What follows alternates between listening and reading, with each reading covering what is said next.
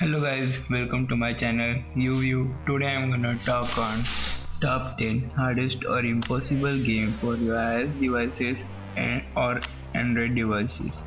This list is purely based on my opinion. I hope you like this list and please leave a comment about what you think about this list. So let's continue to our list. The first on this list is 14px is a game made by Drummer Games. It's a 2D platformer game with retro feel. There are 4 worlds which are included as a part of a paid game along with 45 levels that range from introductory to absolutely insane.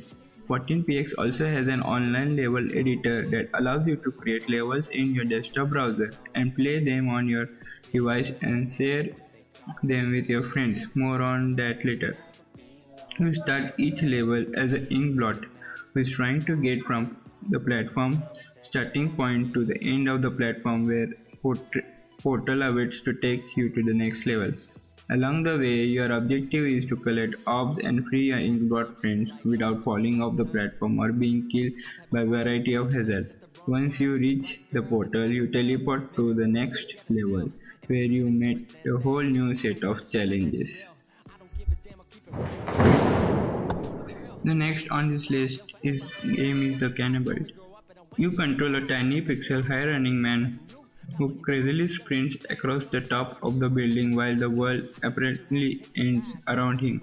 War of the World walkers and whistling spaceships adorn the backgrounds, while the foreground buildings are slammed with missiles or crumble beneath your feet.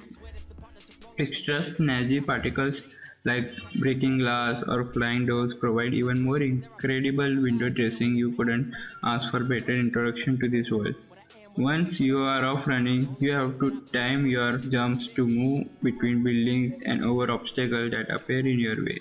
Every time you play the environment is randomly generated, so you can't simply memorize that obstacle comes next. It's a pure exercise in reaction time with beautiful presentation that you won't forget anytime soon. Geometry Dash Meltdown is the first game in a long while that has maintained my interest due to its difficulty alone. But the thing is, it's not mechanically a difficult game at all. The entire game is about bouncing and flying a little shape through a 2D obstacle, of course, by just tapping the screen. Geometry Dash Meltdown is a runner type game, so once the player begins its level, there is no stopping unless the player is eliminated by touching an obstacle or by completing the level. The League of Evil games are one of the go-to series out there for hardcore platforming action. Across the first two titles, retro indie developers Ravenous Games made a name for themselves by delivering uncompromising gameplay that amused as much as it challenged players. With League of Evil 3, Ravenous continues this tradition, bringing back some of the best platform gaming you can get on iOS. If you have never played a League of Evil game before, now is good a time as any to start. Let's get this out of the way. Yeah, duet is brutally difficult. The levels are only 20 seconds or less so in length, but it might take a long time to successfully navigate through even one of them. We are not just talking about static obstacle falling towards either. Duet keeps throwing new things at us, including spinning zigzag objects and blocks that accelerate without warning. We will explore the dynamic scene in the games like Super Hexagon, fast-paced rotation, survival action that based on recognizing patterns and smart escape plans. But unlike that game, a more chill pace and a greater focus on educating players makes this one shine and stand on its own. Players controls a ball that pivots around a point that traveling down a winding path. The goal is to spin the ball around obstacles, learning how to tackle. The idea behind Pursuit of Light is that you are stuck into a dream world of a little girl. This adventure game challenges you to get out by finding the light in the darkness, and you do so by helping get your character through a number of interesting and challenging platforms. It's your job to jump them to and fro, avoiding a series of dangers and traps along the way. Super Hexagon is a game that makes your eyeball feels like they are being forcibly twisted against your will while still in their socket. It's a game that makes your brain feel like it's been torn up and stitched back together by a drunken doctor in a back alley. It will even at times make you question whether you are enjoying the experience or it's a simply pulsating visual sending you subliminal messages that trick you into revelry. You will feel your mind bend as you replay levels over and over, experience both bliss and you have increased your record by a mere second and anger that your reaction speed failed to save you from crushing death.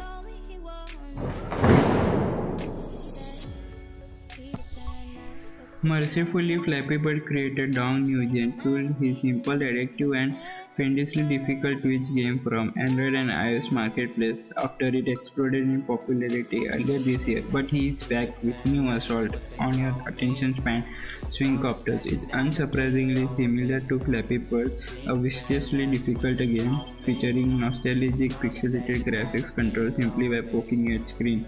The idea of this time is to guide the little sprite upward, not sideways, without crashing into the wall gliders or the titular swinging of it.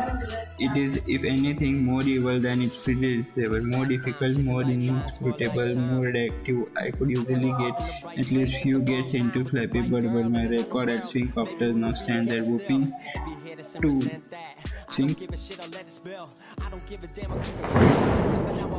A good, fast-paced, orchestrated game is hard to find in the sea of hundred thousands of titles that fills the App Store and Play Store. When a really good one does come out, it usually surprises to the top.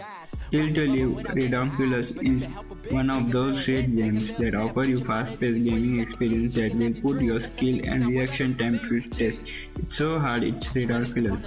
The design of the game is somewhat exactly him. That is, player must try to avoid little red dots that grow and reproduce. At the same time, little colorful bonus ops floats around that allows you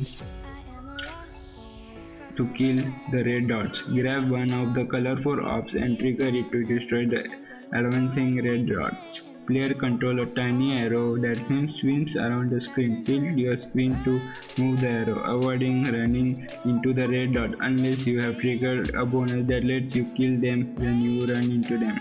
The single touch from a baddie when you are not properly armored will send your arrow spinning out of control like a damaged spacecraft. There are two modes of gameplay: Classic mode, which is hard in its own right, and Code Red mode, which is just ridiculously difficult, too hard to play, as a description states. Players start by getting the calibration right every time you start a new game. You will be asked how you are holding the device, either regularly or top down or custom, which lets you set calibration to angle you want. When the game begins, you will be maneuvering the arrow around the screen trying to avoid random enemies.